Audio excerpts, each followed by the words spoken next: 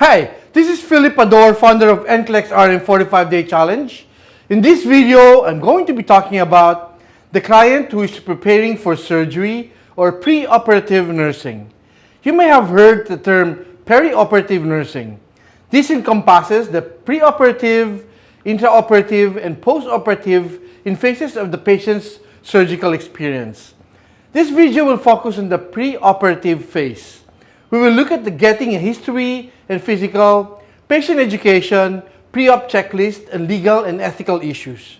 The preoperative phase begins when the decision is made for the surgical interventions.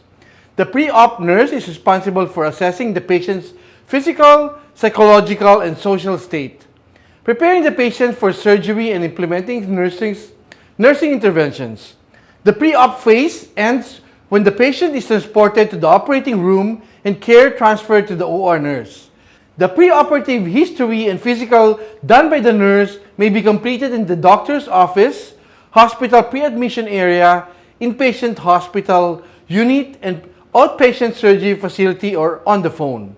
It is important for the nurse to identify individuals at risk for intraoperative and postoperative complications in order to implement interventions that will improve surgical outcomes. Mental and physiological status of the patient, functional status of the patient's ability to perform ADLs or activities of daily living, cardiovascular and respiratory status, skin condition, nutritional status, how long has the patient been in NPO, range of motions and mobility, pain and prosthetics or corrective devices, sensory impairments, languages, barriers, cultural or spiritual needs, anxiety, previous surgeries, an anesthesia experience, allergies, medications, herbs, nutritional supplements, and drug abuse. The nurse should identify the patient's support system, their significant other, family, friends that are present. The key nursing interventions during the preoperative period is patient and family education. Take every opportunity during the patient's assessment and preparations for the surgery to provide information that will increase the patient's familiarity with the procedure. It should decrease anxiety, give instructions on activities that will promote healing and prevent post-operative complications. Assess and address individual learnings, needs, and involve patients in decision-making concerning your care. This allows them to maintain some control over events. During the pre-op assessments, teach the patients about the post-operative pain control. Fear of pain is a common source of anxiety and should be addressed before surgery, decrease anxiety, and add to the patient's sense of control. A pre-op checklist is a way for the nurse to summarize the patient's data and ensure the patient is ready for surgery. The patient should remove all personal clothing and put on a hospital gown. Jewelry is removed according to the hospital policy. Patient personal belongings include eyeglasses, dentures, or prostheses are identified and secured. Confirm the patient's name and date of birth and the ID band. Confirm that consent forms are completed and signed. X-ray labs results and EKG are on the chart. Verify the availability of an implant if needed and availability of blood. To ensure that the patient's safety, the Universal Protocol is a mandatory Joint Commission quality standard that verifies the correct patient's identity, correct procedure, and correct surgical site. At least two patient identifiers are used to verify patient's identity, such as asking the patient to state their full name and date of birth. The patient should verbally confirm the surgical procedure, and the surgeon should mark the surgical site with the patient's involvement. The procedure verifications and the surgical site markings are performed in the pre-op area. Then, the timeout is done in the OR immediately prior to surgery.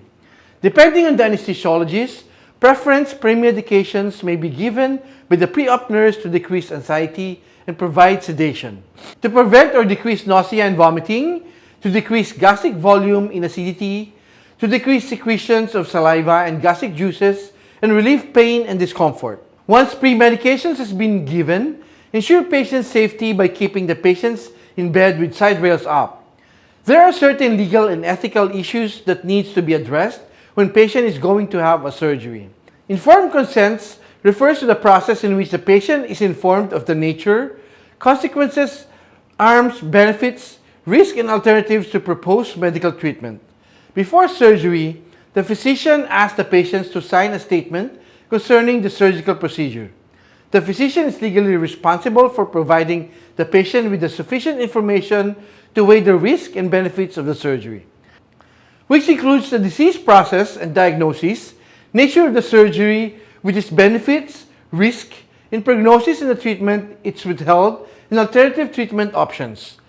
The informed consent must include the patient's full legal name, surgeon's name, specific procedures to be performed, the signature of the patient, next of kin or legal guardian, witness, which is usually the nurse, and the date. The nurse's role is that the patient's advocate. The nurse assesses the patient's decisions, making capacity confirms that the patient has received the necessary information to give informed consent and classifies any misunderstanding. The nurse should also support the patient's decision should the patient decide to withdraw, inform consent, and refuse the surgical procedure. Healthcare providers are required to inform their patients of the rights and decisions making regarding the healthcare choices. Advanced directives allow the individuals to specify their preferences for treatment should they become unable to make an independent healthcare decisions.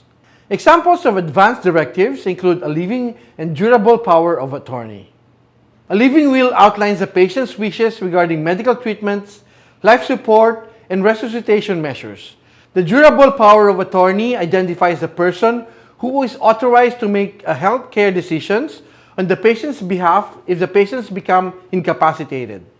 The perioperative nurse must be aware of the patient's decisions regarding advanced directives.